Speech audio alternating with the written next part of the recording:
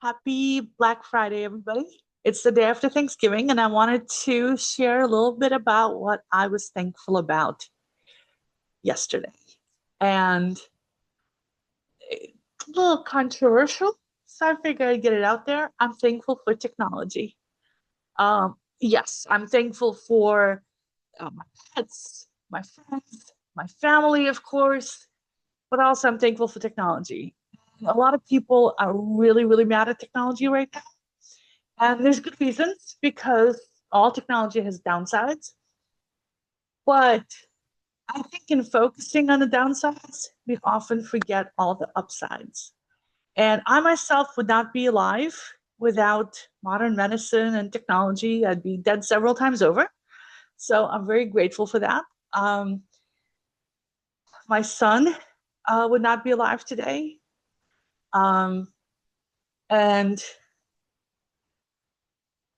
and without, you know, and that's like definite stuff. And then the odds of them surviving in general, my two kids, would have been much lower, like 100 years ago or 200 years ago. So I'm very, very grateful for that. I'm grateful for the fact that I have the opportunities that I have. I would not be able to do the job that I do with the setup that I have if it wasn't for technology. I mean, my career basically exists. I mean, I'm a technology journalist, so my career pretty much exists because of technology. But also the kind of writing that I do is is a consequence of technology. Um, the fact that I've been able to travel the world to report on business and technology and politics and military stuff and everything else that I've done has been thanks to technology. A couple hundred years ago, traveling the world would have been extremely difficult and very dangerous and not for most people. And today, um, if you're in a country that's hit that middle class kind of point, you can be a tourist and travel the world. You might have to save up for it, but um, when Japan kind of entered that stage of development, we suddenly had an influx of Japanese tourists everywhere because they could go everywhere now. When China hit that stage of development, we had an explosion of Chinese tourists everywhere. Um, I think it's really, really cool. We forget how much technology changes our lives because it almost instantly becomes ordinary, and we forget about the changes it's created. We focus only on the negatives. We pay attention to the layoffs, but we don't pay attention to the hiring numbers and the fact that the unemployment rate is still ridiculously low. We pay attention to the bad aspects of social media, the bad aspects of television, the bad aspects of everything. And we forget that the thing that was there before was significantly worse. And we forget that. We have a nostalgia for the past because we lived through it. We think the 50s were a golden age. In the 50s, people thought they were going to die in a nuclear war. Um, the 50s was awful for minorities. It was awful for most countries on the planet. It was good for only a very, very small subset of people. And we tend to forget that because we lived through it. And so we have this nostalgic feeling that, oh, it all worked out okay. And we don't have that feeling in the present because we don't know how it's going to work out. And so we plan for the worst. We assume the worst. We panic about the worst. And and I am not opposed to people planning for the worst. There is a chance of bad things happening, and we as a society need to take precautions. We need to plan ahead for things like the possibility of nuclear war and make sure that nuclear weapons don't proliferate. This is important. We should be planning ahead for it. We should be planning ahead for things that are definitely going to happen, like global warming, climate change that's already happening.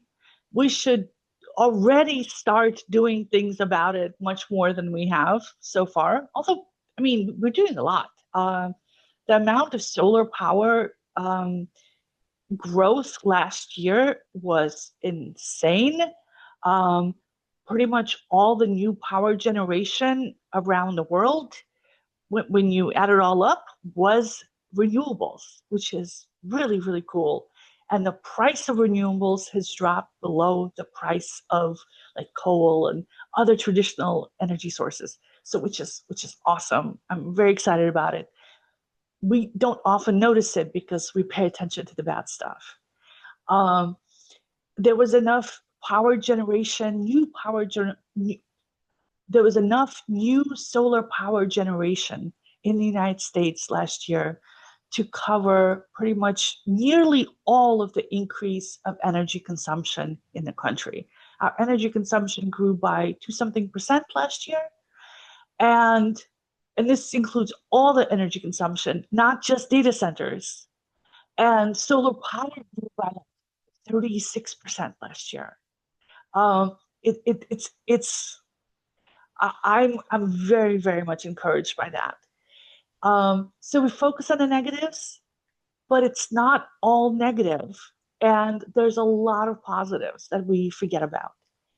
It's good to plan ahead for the negatives. I'm glad there's doom and gloomers out there who are making these negative predictions, and that might inspire some people to take precautions who are in a position of power to take those precautions. And it might wind up helping us remember to vote so that we have precautions in place so things don't go bad, that we don't get runaway AIs, that we don't get massive inequality, that we don't get massive job losses.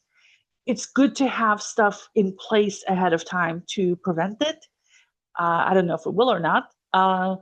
We tend to like act later to like fix problems instead of like taking precautions ahead of time. But it's good that people are worrying about it. But I I am an optimist. I do love technology. I do think that there's going to be a net positive, that we're going to have moderate increases in productivity. I don't think we're going to get the same increase in productivity as we got during the Industrial Revolution. Before the Industrial Revolution, 95% of us were farmers. Afterwards, 5% of us are farmers. That is an incredible amount of job losses that somehow like we got past, and we still all have jobs. We still have money. We're still doing stuff. We just created a whole bunch of new jobs and new needs and new wants and new desires that we couldn't do before because we didn't have the excess capacity. The Industrial Revolution increased productivity, so it increased the goods and services the whole planet could produce. Um, if AI increases productivity, even a moderate amount, it will mean an increase in total goods and services produced. It means we'll have more capacity to put towards stuff. We'll have more capacity to put towards medicine, towards space exploration, towards the climate, towards social safety nets, towards maybe some peace initiatives, maybe towards more art, more opportunities for creative people to do stuff, public broadcasting. I have a long wish list of things that I would like us to put more energy and effort into if we have the capacity to do that. And AI will help free up some of this capacity. I don't think it will free up 100% of the capacity. I don't think it will eliminate 100% of jobs because institutions change very, very slowly. We still have print newspapers. We still have broadcast television. We still have, my phone was ringing. I just had to turn it off. Yeah, this is not AI. This is my actual opinion off the top of my actual head. No script. I'm just like talking to you like a human. Oh, yeah. So we still have all the old stuff. We still have people painting on walls, even though cave painting was invented like thousands of years ago. We still have people making sculptures. We still have people digging in the earth and growing things. We still have people hand knitting sweaters. We still have all the traditional arts and crafts still exist, and they're still being sold, and people are still buying and valuing them. Those things do not get devalued when a new cheap thing comes along. They increase in value when there's a cheap alternative, because the cheap alternative is by definition cheap. That's the definition of cheap. It's cheap, right? Um, and so the stuff that's made the old-fashioned way becomes more rare, more difficult, more expensive, and more valuable to us. We could brag about having it in our house as opposed to, yeah, yeah, that's a dollar store painting of the Mona Lisa. That's not the real Mona Lisa, you know. Or that's an AI generated print. Yeah, I generated it for free and printed on my printer and just stuck it up on the wall. I'll get a real painting later when I can afford it, right? Right? Um, yeah, so I am pretty optimistic. I think there's going to be disruption, as there is with every improvement of productivity, but it's going to be slower than people fear because institutions move slowly, organizations change slowly, people change behavior slowly.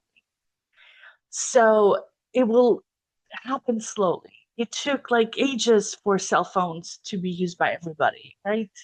Um, the internet has been around for decades, and there's still people who aren't online. It there's things move slowly in the world because it takes time for everybody to adapt and catch up. Um, so it's not going to be overnight. We're not going to have a singularity where all of a sudden we're going to become magical energy beings the next day.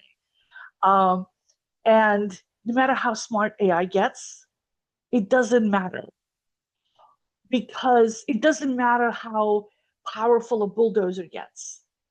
There's only so many, digging jobs it's going to displace, and it's an improvement in productivity in one particular sector. So if AI gets super smart, it might help with physics research or biology research or something like that. It might help with market research, but that's a small part of what we do. As humans, we don't do things because they're the smart thing to do. We do things out of, stupidity, habit, inertia, all sorts of other things. The fact that somebody's telling us the exact perfect thing to do, we're not going to do it. So, yeah, I don't think that a particularly smart AI is going to destroy everything. I don't think it's going to destroy all the jobs. I don't think it's going to destroy all the business models. Um, but there will be disruption. Um, and if you're in the blockbuster category, and you make a living doing stuff that those particular things that AI can do very well, where your customers don't care if it's you doing it or AI doing it, there's going to be disruption. But I think there's going to be net positive. And so I'm looking forward to see what happens, even if my job is one of the ones that's disrupted. And I'm focusing on what I can do, to survive and maybe hopefully convey the sense of it might not be all that bad, because most things are not as bad as we worried they're going to be. Most things are not as great as we expect them to be. Most things are somewhere in the middle. And it adds up over time. So small incremental improvements do improve and get better with time because compound interest, but it takes time for it to happen. And I think we'll have time to adapt.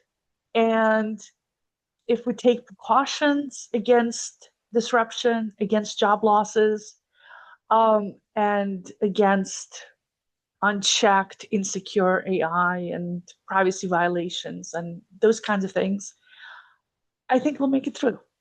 I really honestly do. Um, and so yeah, so I'm actually thankful for that. I am excited that I am alive at this point in history. I was born in 1969, which was the start of the whole space thing, right? I mean, we landed on the moon. We did land on the moon. Um, it's only like a few decades before we invented the airplane, and now we're on the moon. That was a huge, if you think AI is like a huge area of that's going to be like of innovation and change and stuff like that, just think of that. We like in the late 1800s, we were on horses. We were using like fire for light, right? We're burning coal for heat and chopping wood and walking places on foot or by horseback. We just had steam engines invented. Uh, and then we got cars and airplanes and space travel and computers and smartphones and satellites. That all happened within the lifetime of people who are alive today, of some people who are alive today, still alive today. And it certainly happened within the lifespan of my grandmother, who died recently at 96. She lived through so much of that stuff. And it, we have we are currently in we're able to edit our own DNA. This is just an astounding level of human evolution and progress that has happened in a blink of an eye, historically speaking. It is the most exciting time to be alive that it's ever been in human history. We're going back into space. We're editing our own DNA. Each of us has all of human knowledge in the palms of our hands.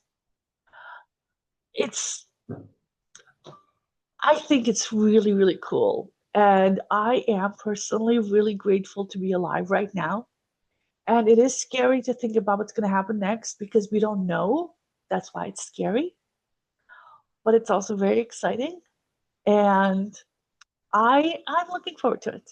Yeah. So I just wanted to say that and share it with you. And yeah, um, in the next few days, I'm going to share my list of my favorite AI YouTubers who are not like 100% doom and gloom, who are not like boostery, tech bros who are just like get rich quick, but who are more like this works, this doesn't work, this is what's happening. To just stay on top of progress. So I'm going to be sharing that list with you. And talking a little bit more about what I'm doing in my day job because I write about business uses of artificial intelligence and I talk to companies that are deploying AI and who can tell me that this stuff works, this stuff doesn't work, this is how we're using it, this is how we're dealing with the pace of change and all this other stuff. And I'm trying to apply it to my personal life. And by sharing it with you guys, maybe you can learn something about that too from my experience and my mistakes and about how to navigate into the future so that we have a place in the world when all of this finishes shaking out. All right. So thank you for listening to me and hanging out with me tonight. And I'll see you again soon. Bye-bye.